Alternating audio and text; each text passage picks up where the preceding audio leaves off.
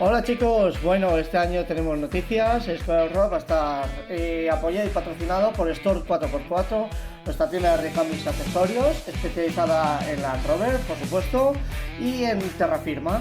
Y bueno, pues la adquisición para este 2026 pues van a ser unos amortiguadores Stage 4 con regulación, ¿vale? Y vamos a ponerlos a prueba en el Campeonato de España 2026. Ahora unos consejitos de nuestro amigo Miguel. En las 4 posiciones: confort, firmer, estándar y sport. Según como vayas a correr los muelles que llegues, pones una regulación u otra.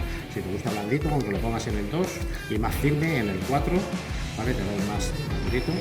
Esto se nota, esto se hace, ¿eh? Vale. Los amortiguadores monobotella, sabes que tienen una fatiga, se van a calentar, se te mete mucha caña, pero te aguanta, ¿vale? Para una longitud aguanta. Si necesitas algo más, botella separada. Pero si no, estos te van de miedo. Con los sin en bloque de goma, que más adelante los podemos cambiar por pulverizar, ¿vale? Que los machacan mucho, que los fatigas, que dicen, mira, esto al final la goma es que la fundo, pues podemos pulverizarlo.